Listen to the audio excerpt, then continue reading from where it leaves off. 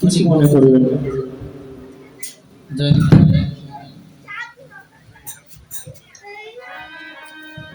এই মায়েদের নিয়ে যত জ্বালা, এক হচ্ছে ঠোঁটের লিপস্টিকের জ্বালা, মানে মাইক্রোফোনে কথা বলতে আসলে দেখলে মনে হয় গোটা মাইক্রোফোন লিপস্টিকে ভরা। আর দ্বিতীয়ত হচ্ছে এই জড়ি পরা পায়ে দিচ্ছে, জানে তো যাক আজ সুরধনী তীরে গৌর আমার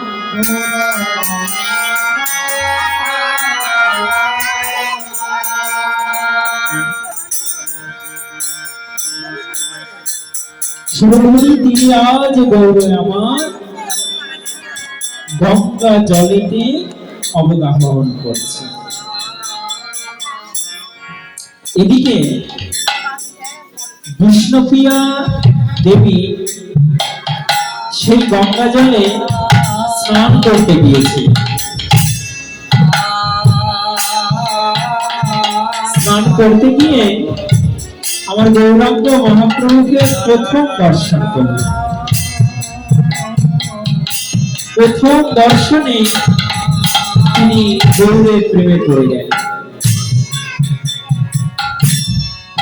সেই বিষ্ণুপ্রিয়া দেবী আমার গৌরহরিকে দর্শন করে সেখানে স্থির থাকতে পারেননি, সঙ্গে সঙ্গে ঘরে ফিরে আসলেন। তো আসার পরে দেখবেন অন্তরঙ্গ কথা নিজের সখী নিজের আপনজনকে মানুষ খুলে বলে। তাই বিষ্ণুপ্রিয়া দেবীর অন্তরঙ্গ সখী ছিলেন কাঞ্চনা। তাই কাঞ্চনাকে ডেকে বলছেন, কাঞ্চনা রে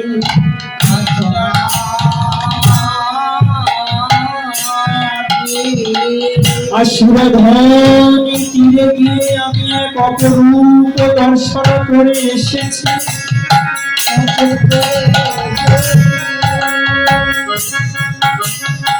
সেই রূপের কথা তোদের কাছে কি আর বলবো সখী,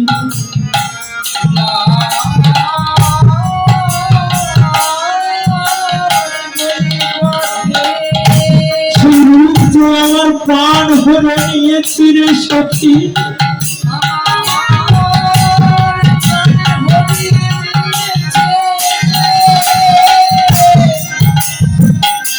সখী আমার কি মনে হয় জানি,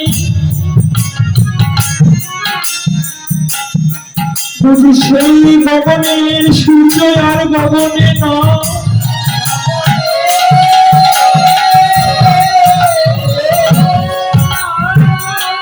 গগনের সূর্য যেন নদিয়ার সুরধনী গঙ্গার কূলে উদয় হয়েছে।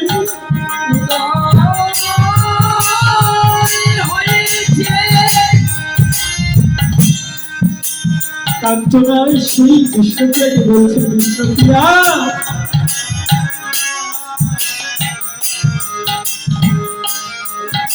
আমরা তো শুনেছি প্রেমে মানুষ মরে যায়, কিন্তু তুই প্রেমে পাগল হয়েছি।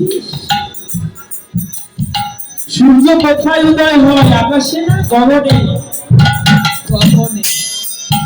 তাহলে তুই যে বলছিস সূর্যের উদয় হয়েছে সেই গঙ্গার তীরে, গঙ্গার জলে কি সূর্যের উদয় হয়? হয় না, আকাশে সূর্যের উদয়। বিষ্ণুপ্রিয়া দেবী বলছেন, সখী আমি যে সূর্য দর্শন করেছি সেই সূর্যই আকাশের সূর্যের মতন না। ওই আকাশের সূর্যের কত ঝলক কথা থাকতে পারে, তার সে শত শত গুণ সেই সুরধ্বনি সূর্যের রয়েছে।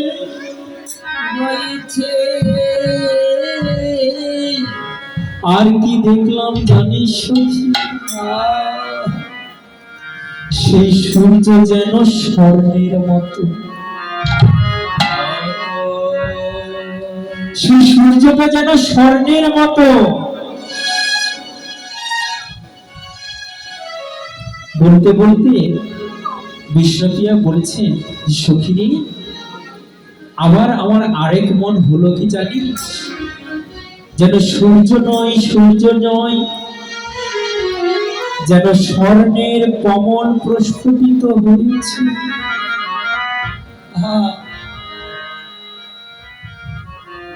যেন স্বর্ণের কমল প্রস্ফুটিত হয়েছে। কমল শব্দের অর্থ কি? পদ্ম ফুল।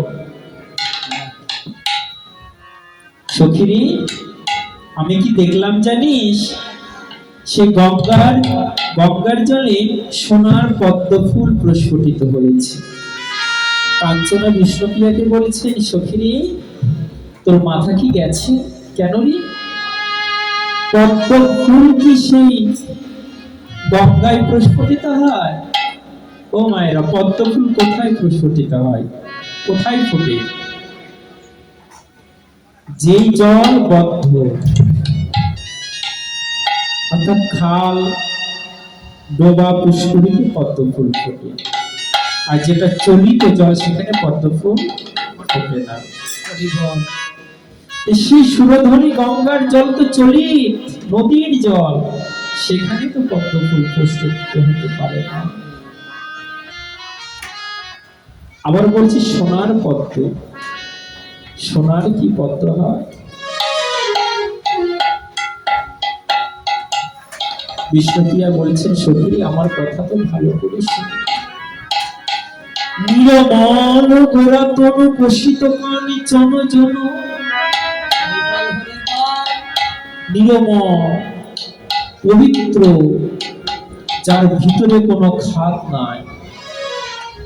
গোরা তনু, আমার সেই যে জিনিসটা দেখলাম, সেই জিনিসটা কষিত কাঞ্চন জন। জগতের আমরা যে সোনা দেখি, সেই সোনাকে 5 বার বান দেওয়া যায়, 5 বানের উপরে আর বান দেওয়া যায় না। কিন্তু আমি যে সোনা দর্শন করলাম, সেই সোনা 5 বানে নয়, এই যেন 100 বানে সোনা। এই যেন 100 বানে সোনা, কষিত কাঞ্চন জন। সেই সোনার পদ্ম ফুল দেখে হেরইতে পরিণীন ভূ,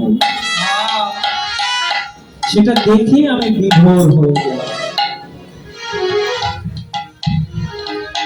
সখী তারপরে কি হয়েছে জানিস? এবার ভাঙ ভূ,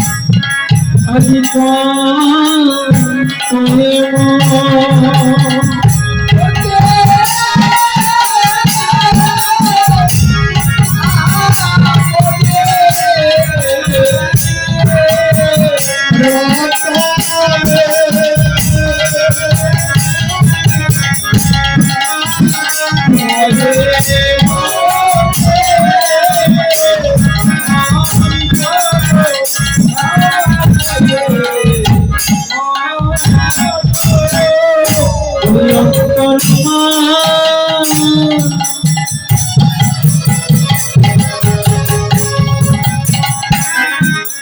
ওরে কাঁপিতেছে মনে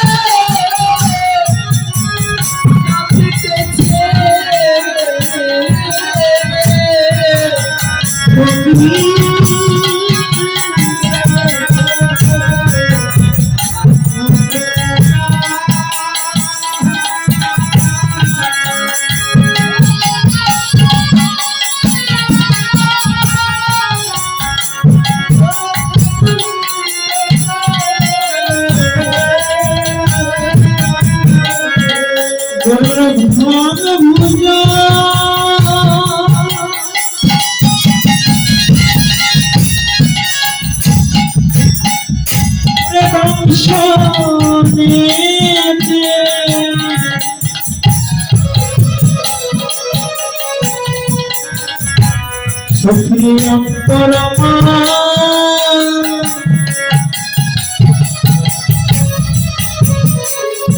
ওরে কাঁপিতেছে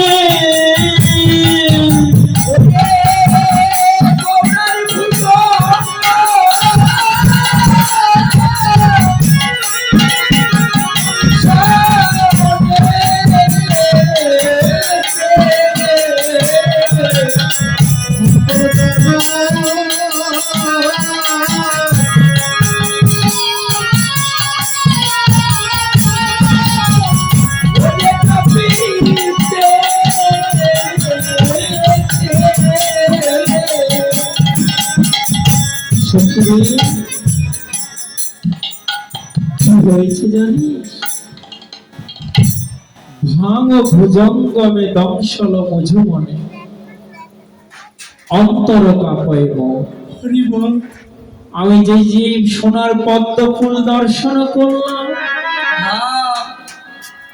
ওই পদ্ম ফুলের ভিতরে একটি বিষধর সর্প আমি দর্শন করলাম। পদ্ম ফুলের ভিতরে একটি বিষধর সর্প আমি দর্শন করলাম। আর যখনই দর্শন করলাম, ওই পদ্ম ফুলের ভিতর থেকে সেই সর্পটি আমার অন্তরে দংশন করেছে। সখীরে যদি হাতে দংশন করত, পায়ে দংশন করত, বাঁধন দিয়ে বিষ নামানো যেত, কিন্তু কারো যদি হৃদয়ে দংশন করে তাহলে সে বিষ নামাবে কেমন করে? সখী যদি হস্তে যদি পায়ে কোনো জায়গায় সর্প দংশন করে তাহলে বাঁধন দিয়ে ওঝা ডেকে বিষ নামানো যায়, কিন্তু কারো যদি হৃদয়ে সর্প দংশন করে তাহলে বিষ নামাবে কেমন করে? তাই সখী, তাই আমার অন্তরটা কাঁদছে। মহাজন একপাশে দাঁড়িয়ে থেকে বলছে যে আসলে কি পদ্মের ভিতরে সাপ ছিল? বলছেন যে না, গৌরাঙ্গ মহাপ্রভু সেই গঙ্গাতে স্নান করছিলেন। তো স্নান করার সময় কিছু কিছু মানুষের দেখুন অভ্যাস রয়েছে, তারা সাঁতার কাটে।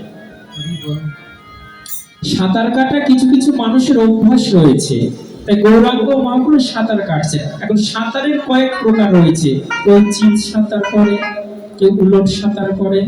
তো মহাপ্রভু আজ চিত সাঁতার করছেন, অর্থাৎ সমস্ত দেহটা সে গঙ্গার জলে, শুধু মাথাটা জলের উপরে এইভাবে সাঁতার কাটছে। তাই সমস্ত দেহ আর দর্শন হচ্ছে না, শুধু মুখটা দর্শন হচ্ছে। ওই মুখের উপরে যখন সূর্যের আলো পড়েছে তখন মুখটা যেন উজ্জ্বল হয়ে উঠেছে। বিষ্ণুপ্রিয়া দেখে বলছেন এটা সোনা। আর গৌরাঙ্গ মহাপ্রভুর মুখটা যেন পদ্ম ফুলের মতো, পদ্ম ফুলের সঙ্গে কল্পনা করছে। আর গৌরাঙ্গ মহাপ্রভুর যে দুটি ভুরু রয়েছে, আঁকানো বাঁকানো ভুরু, ওই ভুরুকে সেই বিষ্ণুপ্রিয়া সর্প জ্ঞান করছে। ভুরু কালো হয় না, সে আঁকানো বাঁকানো হয় না, সেই আঁকানো বাঁকানো দেখে বিষ্ণুপ্রিয়া বলছেন ওই সর্পই আমাকে দংশন করেছে। এটা হচ্ছে দেখুন অনুরাগ। যদি ভালোবাসার হৃদয় একবার জাগরিত হয় না, এই ভালোবাসার মানুষের যে কোনো অঙ্গ দেখি তার মনে প্রতি হৃদয় হয়। তাই বিষ্ণুপ্রিয়া তো অনুরাগী ছিলেন। আমার গৌরাঙ্গ মহাপ্রভু সেই ভুরু যুগল দর্শন করে ওই ভুরু যুগলে প্রেমে পড়ে গেছে।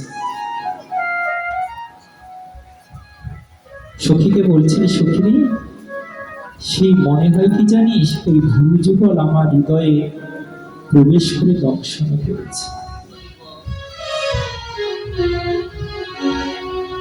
আর তখন থেকে আমার অন্তরটা কাঁপছে। এতক্ষণ এক নায়িকার প্রথম অনুরাগের কথা শ্রবণ করলাম। নায়িকার পরিচয় যদি আগে জানা না যায় তাহলে কি লীলাটি অসম্পূর্ণ থাকবে। কে বিষ্ণুপ্রিয়া?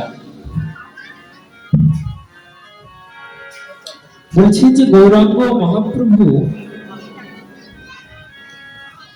কলিজীবকে উদ্ধারের জন্য হরিনাম সংকীর্তন সহ প্রেমের ডালি মাথায় করে সচিগর্ভ সিন্ধুতে উদয়,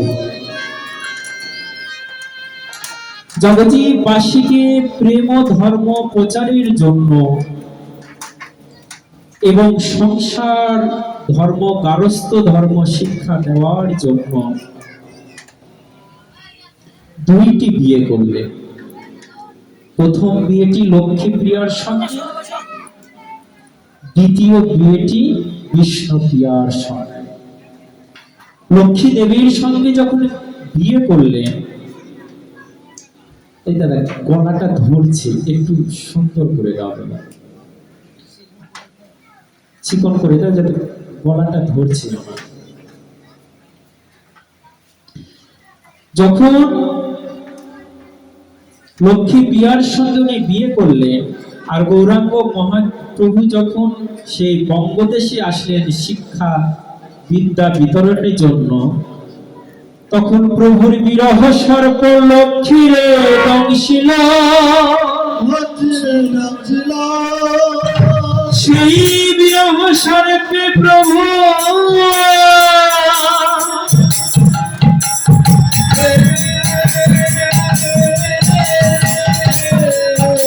লক্ষ্মীর করল হইল।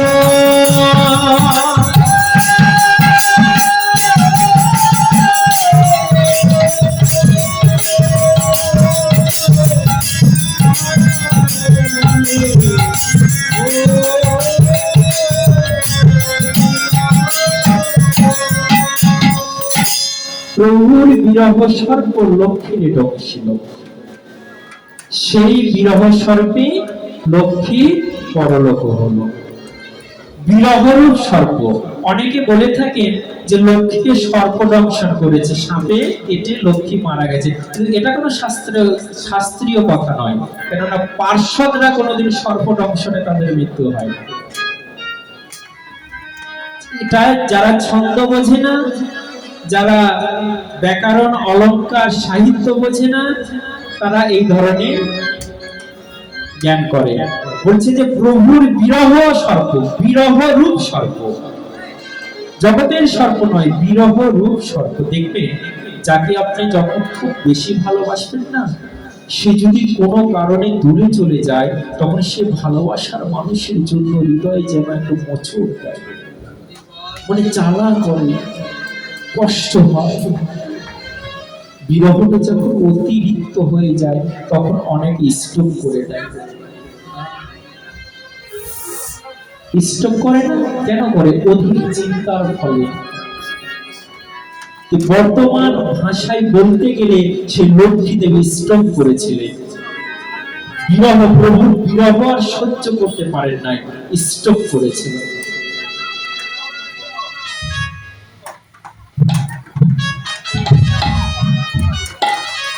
জগৎবাসীকে দেখিয়ে দিলে যে দেখো পতিব্রতা রমণীর ধর্ম কেমন হয়। একটি পতিব্রতা রমণীর ধর্ম কেমন হয়? পতির বিমানে তার কোন সুখ নয়। এটাই হচ্ছে পতিব্রতা রমণীর ধর্ম। এখন তো প্রতিভক্তি উঠেই গেছে, মনে করা হয় যত পতি দূরে থাকে ততই মঙ্গল। কিন্তু যারা এই ধরনের কল্পনা করে তারা আমার লক্ষ্মী প্রিয়ার জীবনী দর্শন করে।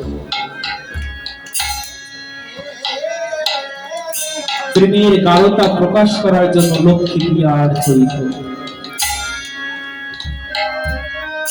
মহাপ্রভুর উদাসী দর্শন করে সচিমায়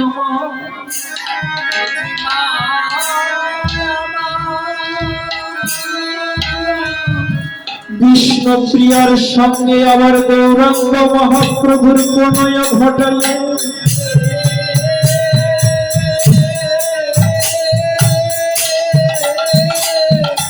মায়ের মনে বড়ই ভয়, কেন জানে?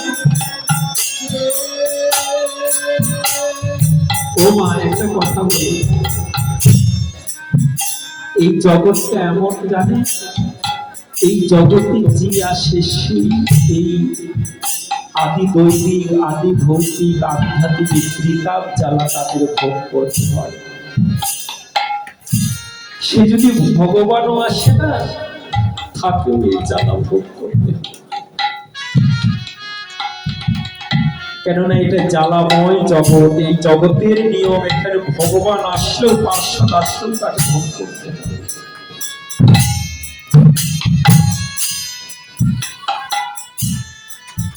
কি সুখ পেয়েছিলেন সেই জগন্নাথ পত্নী, সেই সচিমাই।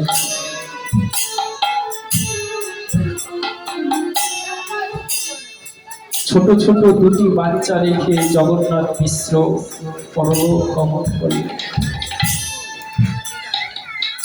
সচিমা মনে করলেন আমার দুই সন্তানকে নিয়ে আমি সুখে থাকব।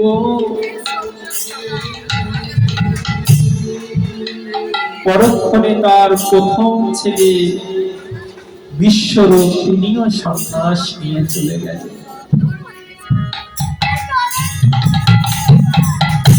মনে করলেন সর্বকনিষ্ঠ সেই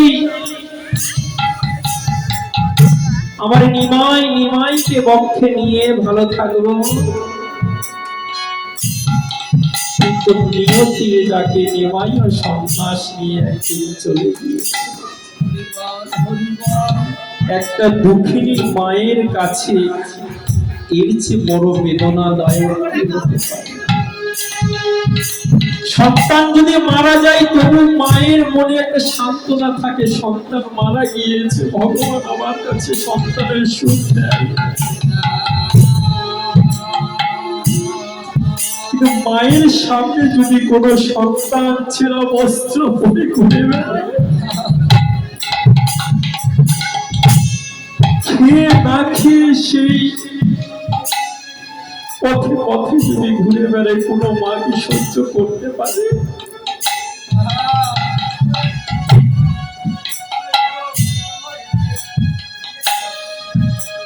বিষ্ণুপ্রিয়ার জীবনী দেখো, যখন বিষ্ণুপ্রিয়ার বিয়ে হবে, জগন্নাথ মিশ্র বললেন যে আমার মেয়ের বিয়ে, আমি তাকে পালঙ্ক, খাট পালঙ্ক উপহার দিব, যৌতুক দিব। মেয়ের বিয়েতে পিতা মাতা যেটি দান করে তাকে যৌতুক বলা হয়। কিন্তু সেই সনাতন মিস্ত্রি তো জানতেন না যে আমার মেয়ের ভাগ্যে পালঙ্কের সুখ।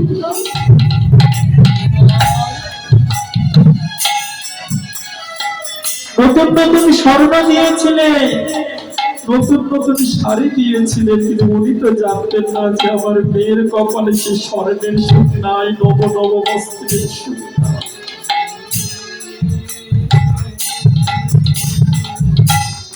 বিষ্ণুপ্রিয়ার বিয়ের 1 বছর মধ্যে মহাপুরুষ সন্ন্যাস চলে গিয়েছে। কতদিন কতক্ষণ বিষ্ণুপ্রিয়া আমার বউর কাছে পেয়েছিলেন।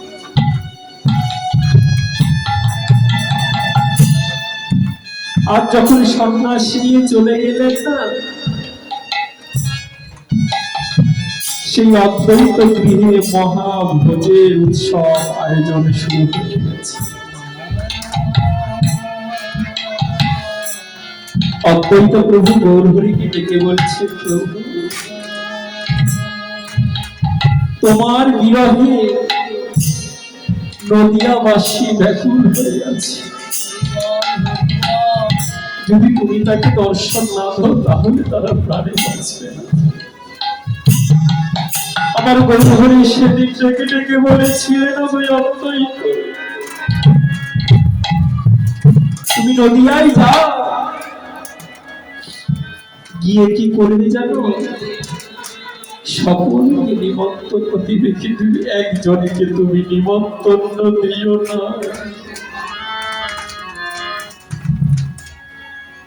একজনকে তুমি নিমন্ত্রণ দিও। নিত্যানন্দ প্রভু বললেন যে, প্রভু সে কি হতভাগা বা হতভাগী, তুমি জগতে সকলকে ডাকছো, সকলকে নিমন্ত্রণ করছো, তুমি একজনকে ডাকতে মানা করছো, সে কে হতভাগা হতভাগী। পরক্ষণে বুঝে নিলেন সে আর অন্য কেউ নয়, সে পত্নী বিষ্ণুপ্রিয়া। কেননা সন্ন্যাসের পরে স্ত্রী দর্শন করবে না। নিত্যানন্দ প্রভু নিমন্ত্রণ পত্র নিয়ে আসলেন,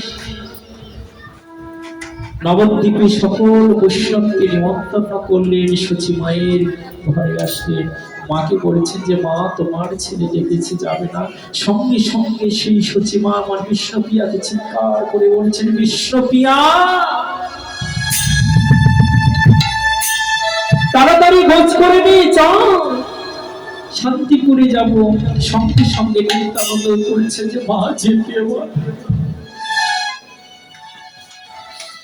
সেদিন বিষ্ণুপ্রিয়া কেবল ঘরের ভিতর থেকে আসছে না, এক পা বাহিরে দিয়েছে, এক পা ঘরের ভিতরে আছে। যেই শুনলেন যে যেতে মানা, সে ঘরের ভিতরে পা দাও।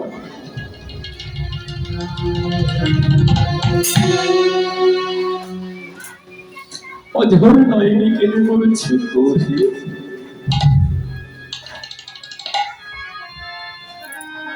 এই নারীকে কষ্ট দেওয়ার জন্যই বুঝি তুমি এসেছ।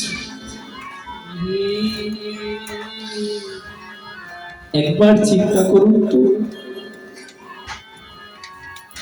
আমার স্বামী আমার প্রতি আমার বক্ষে বক্ষ দিয়ে যে ঘুমিয়েছিল,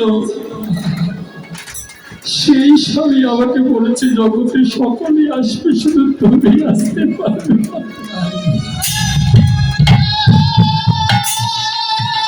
একবার সেই বিষ্ণুপ্রিয়ার কাছে নিজেকে দাঁড় করিয়ে দেখো, সেই ভাবটা কত বেদনাদায়ক। একটা স্ত্রীর কাছে সেই স্বামীর নিষেধাজ্ঞা কতটা শিলাবদ্ধ মনে হয়।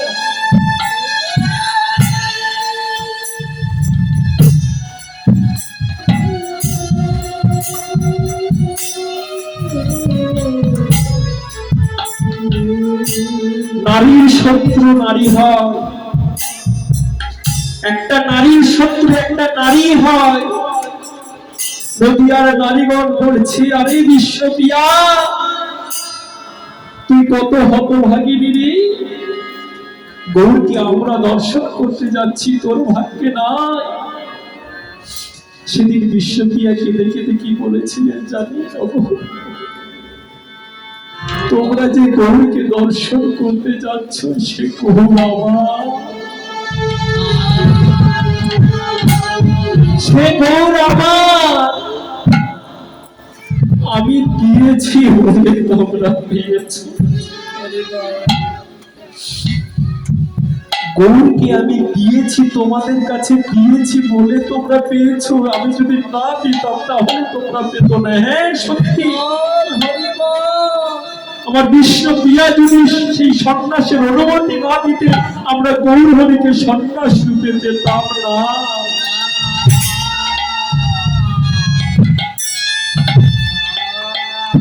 দেখুন গৌর সেই বিষ্ণুপ্রিয়া কত বড়, কত উদার মনের নারী, যে জগতের কল্যাণের জন্য নিজের স্বামীকে দিয়ে দিয়েছে। নিজের স্বামী সুখ সে আশা করে না।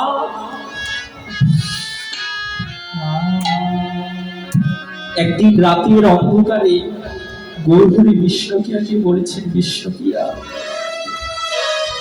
জগতের পিতায় আমি যদি পিতা হই তাহলে জগৎ মাতা তুমি।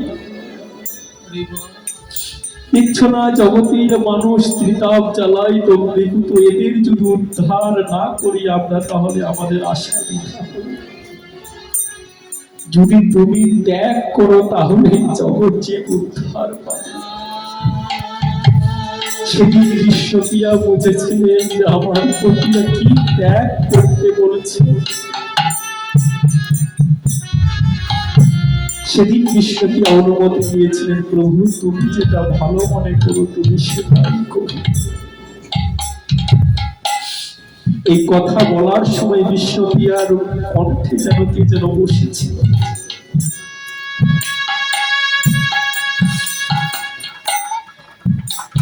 জিহ্বা থেকে উচ্চারিত হচ্ছিল, তুমি যা ভালো মনে করো তাই করো, কিন্তু হৃদয় থেকে বারবার মনে পড়ছিল, প্রভু তুমি যেও না, তুমি যেও না। সেদিন প্রভু আমার হৃদয় থেকেই বিষ্ণুপ্রিয়াকে বলেছিলেন, বিষ্ণুপ্রিয়া, আমি যদি সন্ন্যাস নিয়েও চলে যাই তুমি চিন্তা করো না, তোমার হৃদয়ে আমার সতত বাস হবে।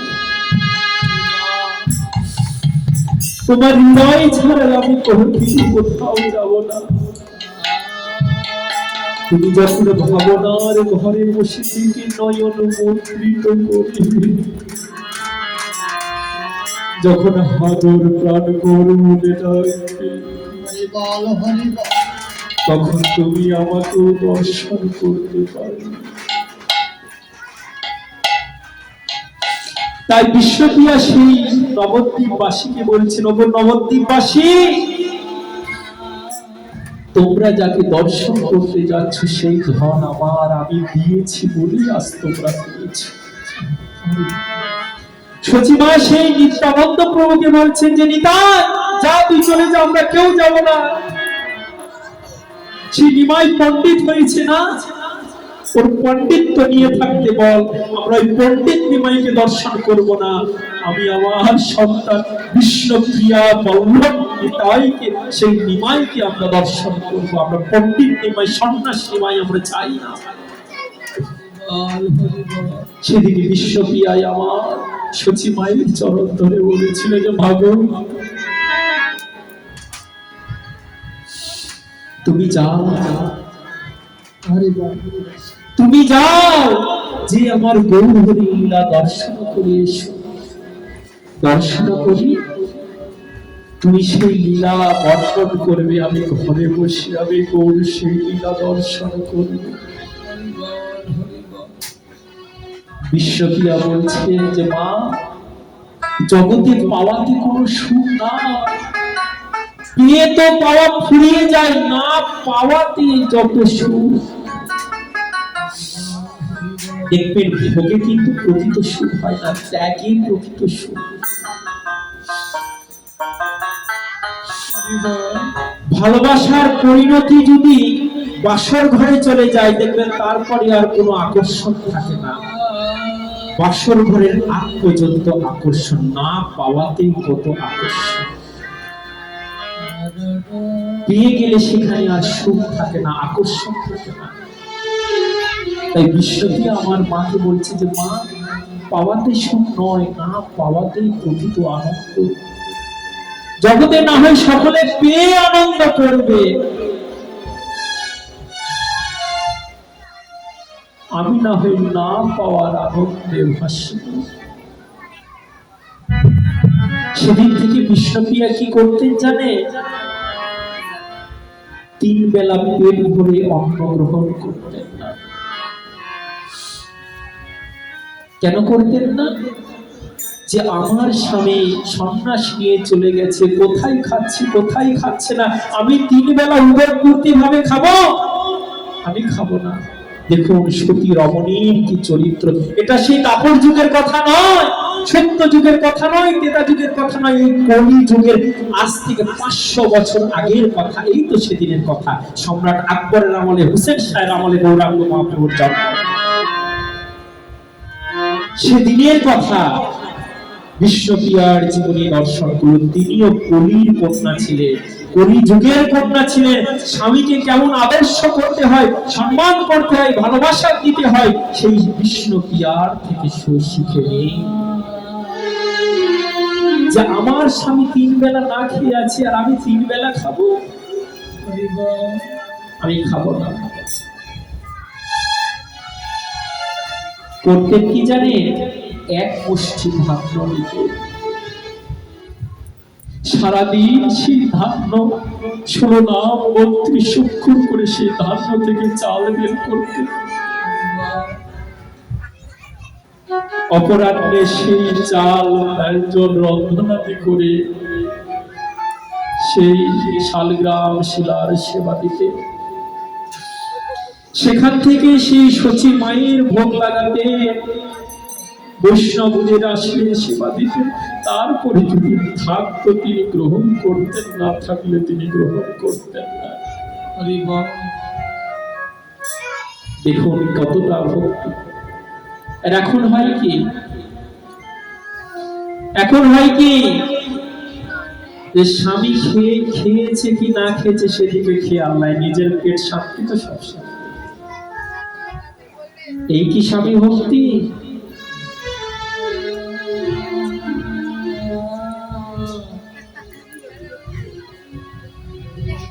রান্না বাড়ি করে আগে নিজে খেয়ে নি, খেয়ে পালন করে শুয়ে আছি, স্বামী আসলো,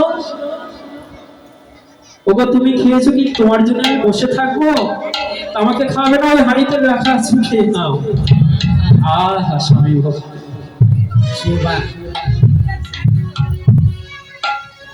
আবার কিছু কিছু হয় কি জানে? নারীরা এখন রান্না করাই ছেড়ে দিয়েছে,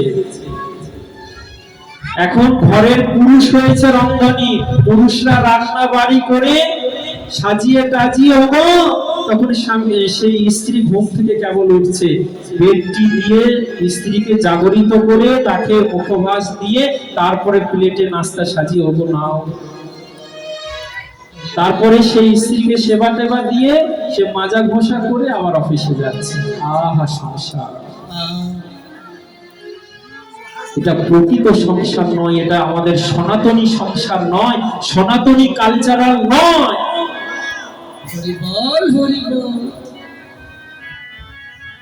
সেদিন বিষ্ণুপ্রিয়া কি করতেন? খাট পালঙ্কে ঘুমাতেন না। যে আমার স্বামী খাট পালঙ্কে ঘুমায় না, আমি কেন খাট পালঙ্কে ঘুমিয়ে থাকবো?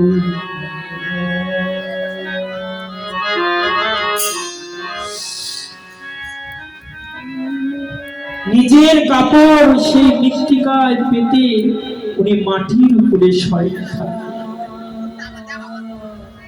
সেদিন থেকে বিষ্ণুপ্রিয়া কোনো নতুন কাপড় পরতেন না, পুরাতন ছেঁড়া বস্ত্র পরতেন। কেন?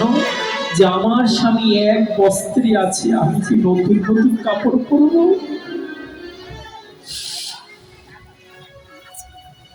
সেই বিষ্ণুপ্রিয়াও সন্ন্যাস নিয়েছিলেন, গৃহে সন্ন্যাস। নারীরাও সন্ন্যাস নেয়, সেটি বিষ্ণুপ্রিয়া দেখিয়ে দিয়েছেন কিভাবে সন্ন্যাস ধর্ম পালন করতে হয়। মহাপ্রভু যখন নীলাচলে থাকতেন, প্রতি বৎসর মায়ের জন্য সাদা বস্ত্র, মানে বিধবার জন্য সাদা বস্ত্র, আর নিজের স্ত্রীর জন্য একটি লাল বস্ত্র কিনে শাড়ি পাঠাতেন। আমার গৌর হরির হস্তস্পর্শ প্রেম ভালোবাসা, ওটা তো শাড়ি নয়, আমার গৌর হরির দেওয়া ভালোবাসা। ওই ভালোবাসাটি অনুভব করার জন্য বিশ্বপ্রিয়া একবার সেটি পড়তে পড়ে আবার খুলে ধুয়ে দিত। ভালোবাসার শাড়ি। এখন কি হয়, স্বামী যদি একটু শাড়ি আনে, যদি একটু অল্প টাকা হয়, মুখে ছুঁড়ে ফেলে দেয়, যাও তোমার শাড়ি তোমায় নিয়ে যাও। এখন স্বামীরা কেউ ধার ধারে না, অনলাইন থেকে অর্ডার করে, নিজে মার্কেট গিয়ে মার্কেট করে। স্বামীর দেওয়া পছন্দ হয় নাকি, তাই না? রাগ করছো? রাগ করো না, যেটা বাস্তব সেটাই ঘটনা বলছি।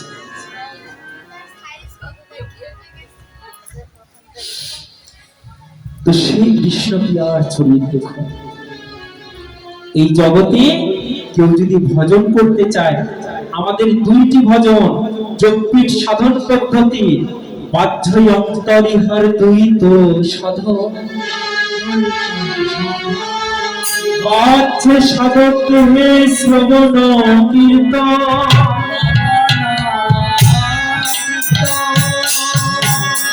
মনে নিজ শুদ্ধ দেহ করিয়া ভব,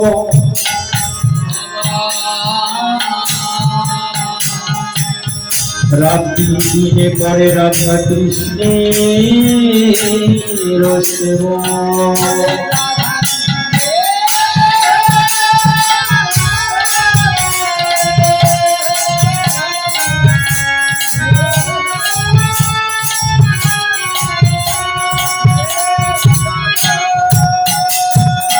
আমাদের সাধন পদ্ধতি দুইটি, একটি বাহ্য আর অন্তর, দুইটি সাধনা। বাহ্যে কি?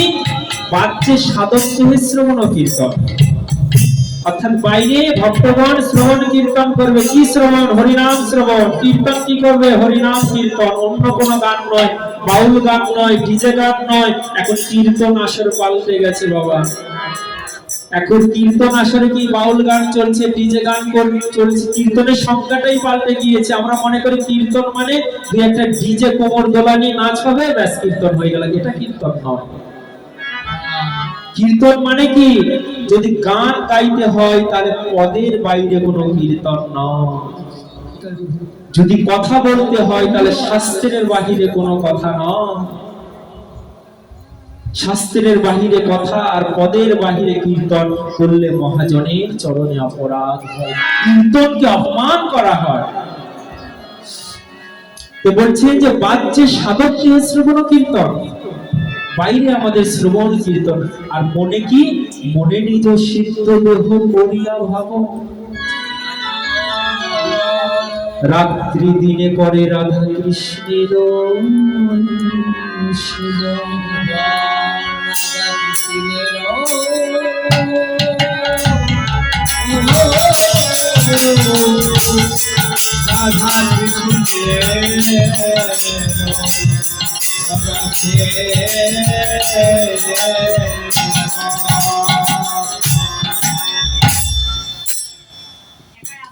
রাধা কৃষ্ণের সেবন কেমন করে? বলছে যে এই জাগতিক দেহ, এই জড়ীয় দেহ নিয়ে কোনোদিন রাধা কৃষ্ণের প্রত্যক্ষ সেবা হয় না। রোজে রাধা কৃষ্ণ সেবা মানসে করিবে, অমানি মানব কৃষ্ণ নাম সদা লবে। ব্রজে রাধা কৃষ্ণ সেবা মানসে করিবে, মনে মনে সেবা। কেমন? নিজ সিদ্ধ দেহ করিয়া ভাব, সিদ্ধ দেহ ভাবনা করবে। এখন এই ভাবনাটা কোথেকে আসবে? বলছেন যদি আপনি সেই সিদ্ধ পরম্পরা যুক্ত শ্রী গুরুদেবের চরণে আশ্রিত হন, দীক্ষাকালে সেই গুরুদেব আপনাকে মঞ্জুরি স্বরূপ প্রদত্ত দেহ দান করবে, একাদশটি ভাবে পরিচয় করিয়ে দিবে। সেই একাদশ ভাবে পরিচিত হয়ে রাত্রি দিনে রাধার কিঙ্করী হয়ে কৃষ্ণের যুগলের সেবা করবে। এই জন্য বলছেন যতক্ষণ পরম্পরা যুক্ত সব গুরুদেবের মঞ্জুরি সে লাগানো না মার্গ গুরুদেবের চরণাশ্রিত না হতে পারছে ততক্ষণ আপনার কোনোদিনও ভক্তি জাগ্রত হবে না এবং জীবনের সেবা হবে না।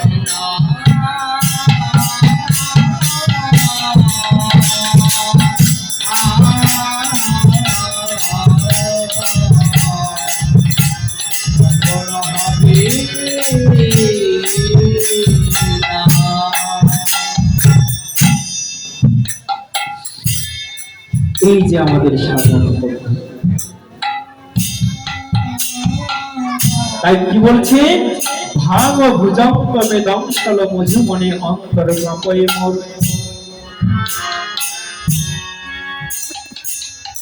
সখিনী সজনী সজনী রে তব ভাবতে ফুল গোরা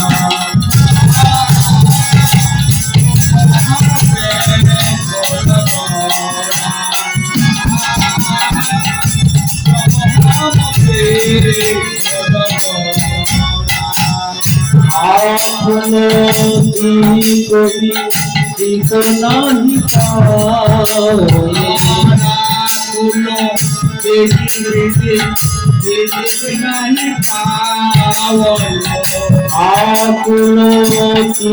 কবি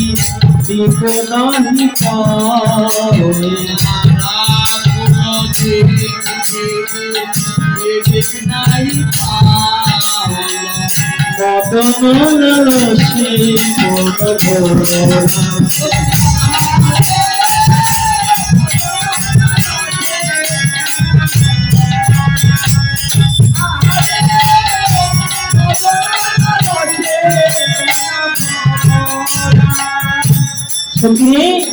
সজনী যা ভাবতে হলো গোড়া।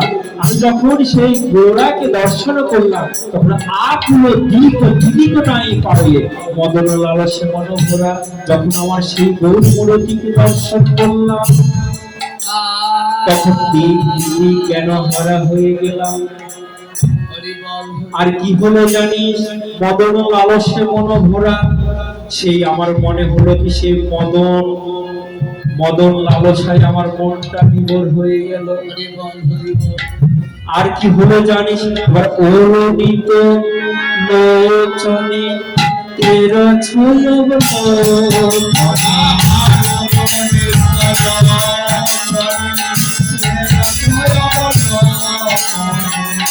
অরুণিত লোচনে তের ছয়ব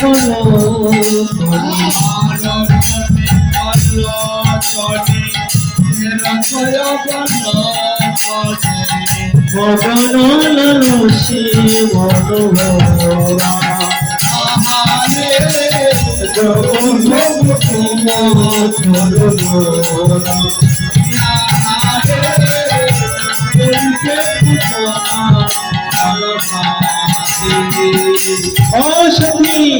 আর কি হয়েছে জানিস অরুণিত লোচনে তিরছয় অবলোকনে বলিকে কুসুম সরসাতে। আর যে নয়নটা আমি দেখলাম না ওই নয়নটা হচ্ছে রক্তবর্ণ। আর ওই নয়নের চাহনিটা কেমন জানিস সোজা চাহনি নয় বাঁকা চাহনি। দেখে যেন মনে হচ্ছে সেই বাঁকা নয়ন দিয়ে সেই একটা ঘন তীর বের হয়ে আমার হৃদয়ে বিদ্ধ করেছে। সখী রে কেউ যদি একবারে মৃত্যু হয় তাহলে সেটি মানা যায়, আর কেউ যদি কয়েকবারে মৃত্যু হয় সেটি কি মানা যায়? প্রথমে আমার কি সেই কমলের ভিতরে সর্প ছিল, সেই সর্পটা আমার হৃদয়ে অবসান করেছে। সেই সর্পদংশনে আমার একবার মৃত্যু হলো। আর দ্বিতীয়তে কি অরুণিত লোচনে তিরছয় অবলোকনে বলিকে কুসুম সরসাতে।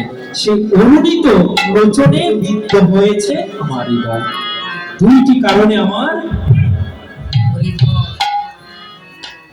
মৃত্যুমুখী হয়েছে।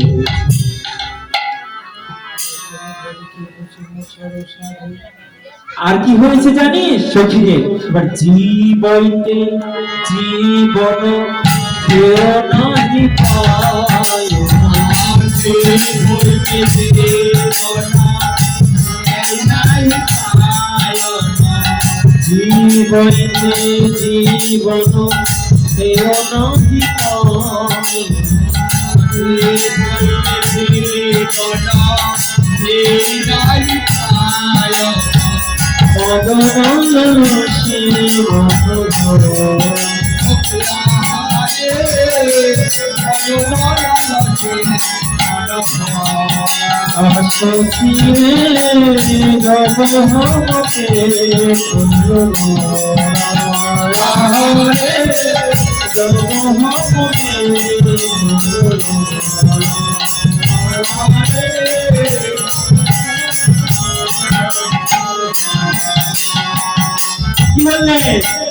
জীবাইতে জীবন কেউ না হয় বাইরে ডুবলো গঙ্গা ঘাটে। সখী, প্রথমে ওর মৃত্যু হয়েছে কোথায়? সে গোড়ার নয়ন গুরু সর্বরূপ দর্শনে, দ্বিতীয়টা সেই সরবামে, আর তৃতীয়টা গঙ্গা জলে ডুবে। তাহলে একজনের কি তিন দোষে মৃত্যু হয়? বলে যদি ভাগ্যে থাকে তাহলে হয়। যেমন একটি গল্প বলছে, কি একটা রাজার ছেলে ছিল, সদ্য জন্ম নিয়েছে। তখন রাজাদের ব্যাপার, যদি কোনো তাদের বাচ্চা হয় সঙ্গে সঙ্গে তারা জ্যোতিষ ডেকে তাদের গণনা বিচার করে যে আমার সন্তানটি কেমন হবে, তাই না? রাজা গোজাদের ব্যাপার। এই একটি জ্যোতিষ ডাকা হলো, জ্যোতিষ ডেকে বলছে যে মহারাজ, আপনার ছেলের সকল কিছু ভালো রয়েছে, একদম খুব ভালো, কিন্তু 12 বছর বয়সে তার মৃত্যু হবে। রাজার তো মাথা চমকে গেল, 12 বছর বয়সে মৃত্যু হয়ে যাবে? আচ্ছা কিসে মৃত্যু হবে? তো বলছে যে মহারাজ, আমি স্পষ্ট দেখতে পেলাম যে আপনার সন্তানের গাছ থেকে পড়ে মৃত্যু হবে। ও আচ্ছা আচ্ছা। রাজার মনে বিচার হলো যে হাজার হলো গ্রহ নক্ষত্রে গণনা, তো ভুল ভ্রান্তি হলেও হতে পারে, আমি আরেকটা জ্যোতিষ ডাকি। আরেকটা জ্যোতিষ ডাকলেন, তিনিও গণনা করে বলছেন যে মহারাজ সব ঠিক আছে, 12 বছর বয়সে আপনার ছেলের মৃত্যু হবে। রাজা বলছেন এটাও তো বেড়ে গেল। আচ্ছা কিভাবে মৃত্যু হবে? তো বলছেন আমি স্পষ্ট দেখলাম যে আপনার ছেলে জলে ডুবে মৃত্যু হবে। রাজার মনে আরো সন্দেহ গাঢ় হয়ে গেল। একজন বলল যে গাছ থেকে পড়ে মৃত্যু হবে, আরেকজন বলল জলে ডুবে মৃত্যু হবে। না, নিশ্চয়ই গন্ডগোল আছে। আরেকটা জ্যোতিষ ডাকলেন, তিনিও এসে গণনা করে অনেকক্ষণ গণনা করলেন, করে দেখছেন যে মহারাজ সবই ঠিক আছে, 12 বছর বয়সে আপনার ছেলের মৃত্যু। আরে বাবা সেটি তো মিলছে, কিন্তু কিভাবে মৃত্যু হবে? আমি স্পষ্ট দেখলাম আপনার সন্তানের সর্প দংশনে মৃত্যু হবে।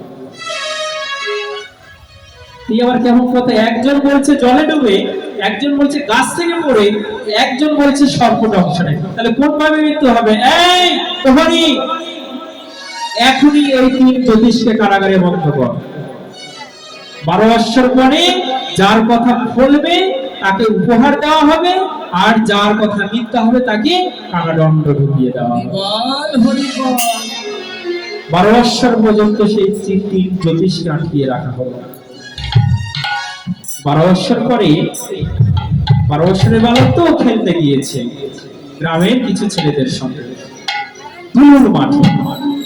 খেলতে খেলতে হঠাৎ দেখে আকাশে কালো অন্ধকার, ঘুরঘুরে অন্ধকার হয়ে আসছে। গ্রামের যেগুলো ছেলে পেলে সেগুলো দৌড়ঝাঁপ পারে, আর যে রাজার ছেলে সে তো আর দৌড়ঝাঁপ করতে পারে না, তাই না? ভদ্র ঘরের ছেলে সে দৌড়ঝাঁপ করতে পারে না। ভদ্র যারা তারা দৌড়ঝাঁপ করতে পারে না, আর যারা অভদ্র তারা কি জানো,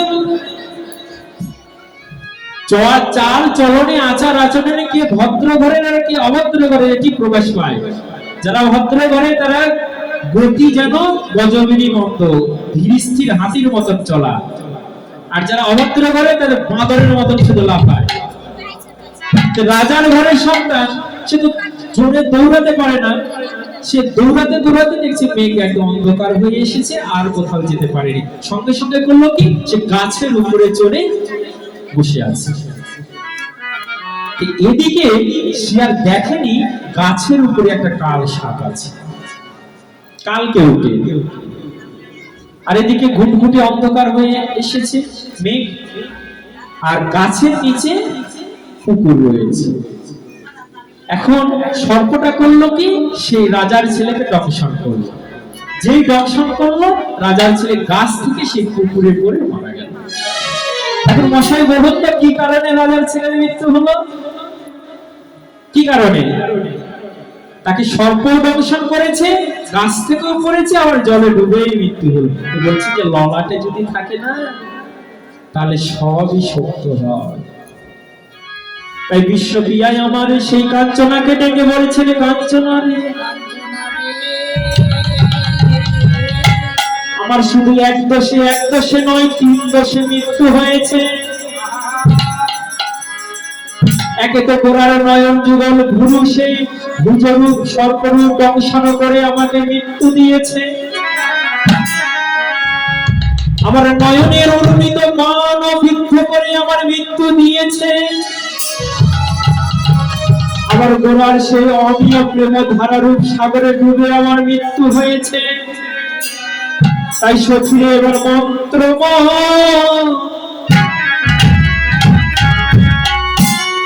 মহাসুধী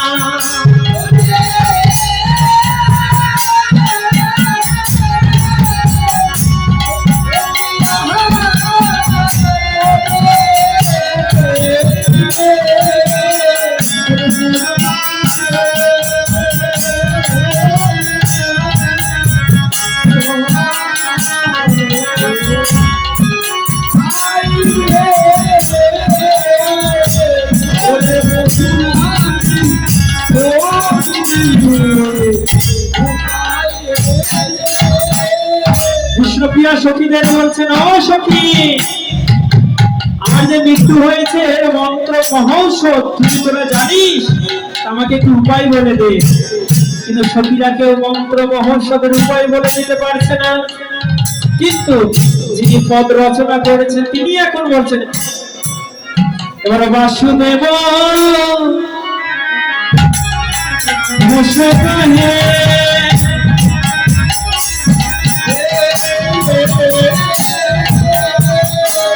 শুনো শুনো সখী,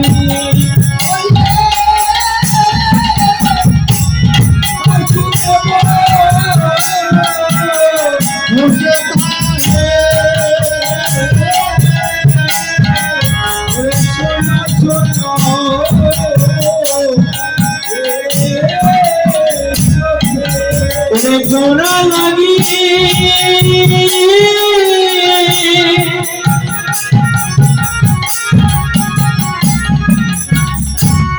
প্রাণ জয়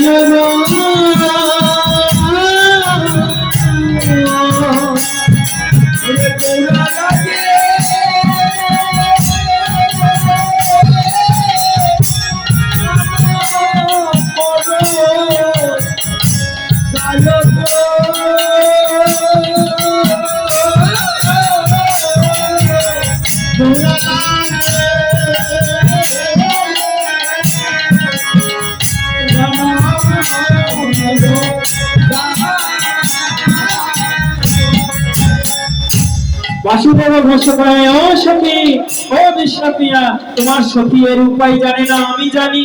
কি উপায় জানো? তোমার একমাত্র ঔষধ হচ্ছে তোমার গোড়া। এই গোড়াকে পেয়ে গেলে আর তোমার কোনো ঔষধের প্রয়োজন নাই। ও মা, প্রেম করেছেন, পীড়িত করেছেন, পীড়িত করেছেন কি বাবা? পীড়িতের ঔষধ কি? দেখবেন যারা প্রেম করে তারা শুকিয়ে যায়, খাওয়া দাওয়া হয় না, সবসময় টেনশনে থাকে, তো ক্রিয়াজীব টেনশনে থাকে। তো বলছেন তার ঔষধ একমাত্র তার সেই প্রাণের মানুষ, তার প্রাণের মানুষকে দিয়ে দিলে তার শরীরটা ঠিক হয়ে যায়। তাই বিষ্ণুপ্রিয়ার মহা ঔষধ হচ্ছে সেই প্রাণের মানুষ, আমার গৌরহরি। তাই বাসুদেব ঘোষ বলছে যে তোমার বিষ্ণুপ্রিয়া, তোমার মহা ঔষধ হচ্ছে তোমার গৌরহরি। তো গৌরহরিকে তো তুমি তো এমনি করে পাবে না। গৌরহরিকে পেতে গেলে একটা কাজ করতে হবে। ও মা, তোমাদের একটা বুদ্ধি শিখিয়ে দিই, যার বিয়ে হয়েছে তাদের বুদ্ধি কাজে লাগবে না, যার হয়নি তাদের কাজে লাগবে। কাউকে যদি ভালোবাসো না, কাউকে যদি ভালো লাগে, তার পিছনে তুমি ঘুরো না, তার মাইকে ধরো, তার মাকে ধরো। মাকে ধরলেই সন্তানকে পাওয়া যাবে। নারীকে যদি ভালো লাগে তাহলে নারীর বাবাকে ধরতে হবে, আর পুরুষকে যদি ভালো লাগে তাহলে পুরুষের মাকে ধরতে হবে। তাই আমার বাসুদেব ঘোষ বলছেন, ওগো বিষ্ণুপ্রিয়া, তুমি যদি আমার গৌরহরিকে ভালো লাগে, গৌরহরিকে যদি পেতে চাও, তবে কি ধরো মায়ে ওরে চরণে থাকি,